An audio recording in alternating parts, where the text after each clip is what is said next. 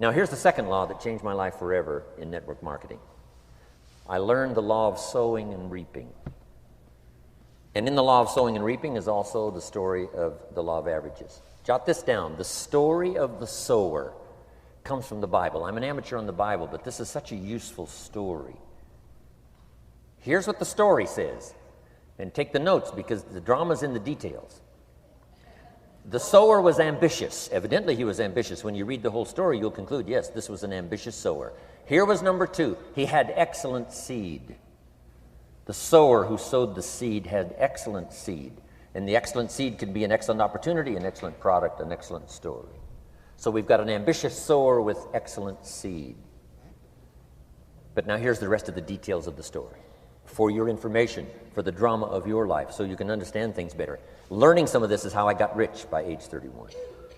Okay.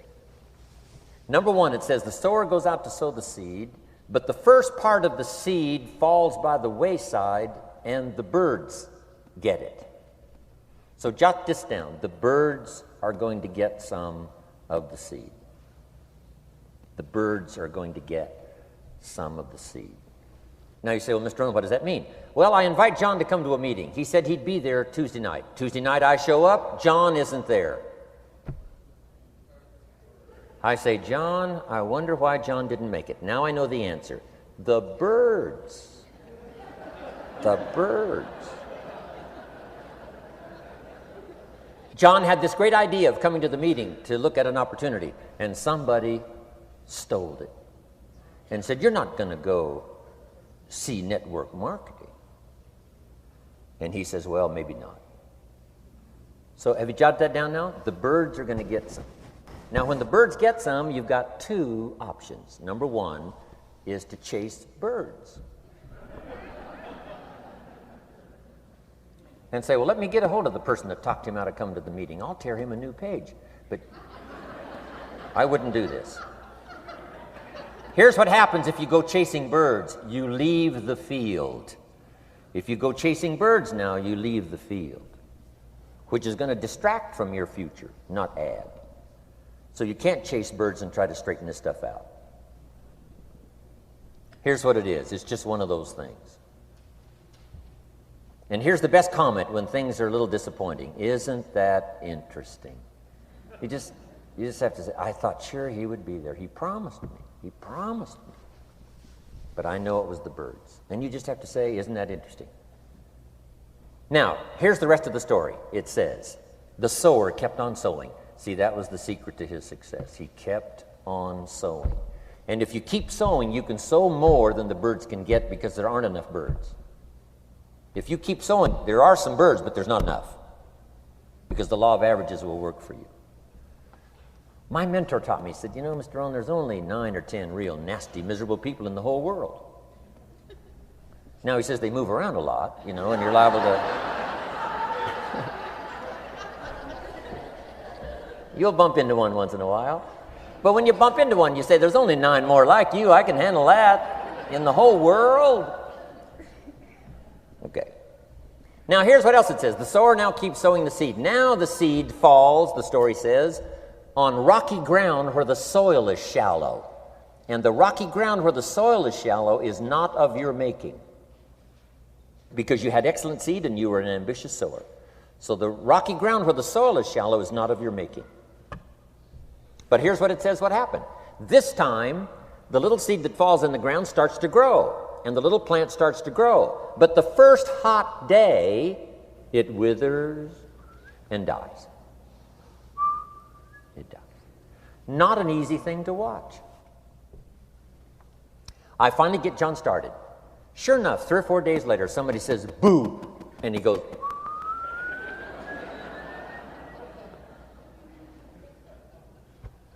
he's gone. Doesn't show up at the second meeting. And I say, I thought sure John would last a week.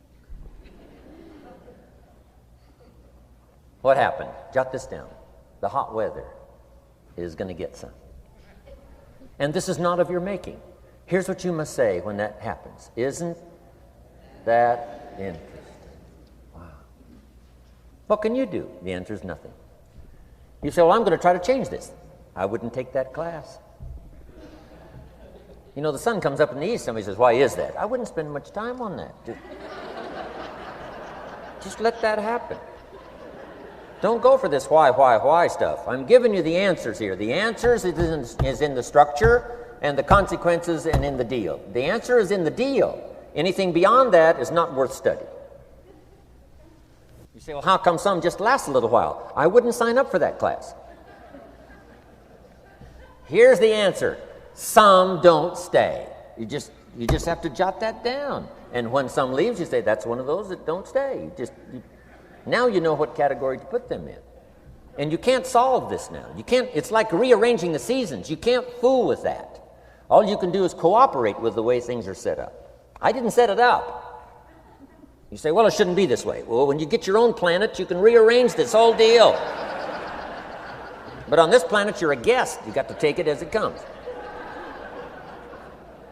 Now, here was the secret to the ambitious sower with good seed. It said he kept on sowing. Now, here's what he had to do to keep on sowing. He had to discipline his disappointment. This is a key phrase now to use the rest of your life. You must learn to discipline your disappointment, because you didn't set up the setup, and some are not going to stay, and that is not of your making. Now, if you made gross errors and you ran them off, see, that'd be different. Now, you're responsible for that. But if it's in the normal course of things, this is the way things are. Now, here's what it says. The sower keeps on sowing. Now it says the seed falls on thorny ground. And somebody says, well, how much of this do you have to go through? Well, hang on. It's not the end of the story now. Now the little seed falls on thorny ground. And now the little plant starts to grow again. But as the little plant starts to grow, the thorns choke it to death. And it dies. So jot this down. The thorns are going to get some. And that's not of your making. And what are these thorns? The story even called these little thorns, little cares, little distractions, little somethings. Who knows what all they are? I say, John, we had a meeting last night. You weren't here. John says, well, I can't make every meeting. I say, why not? You're part-time. He said, well, the screen door came off the hinges. And you just can't let your house fall apart. You got to take some time and fix things up. And I can hear the thorns going,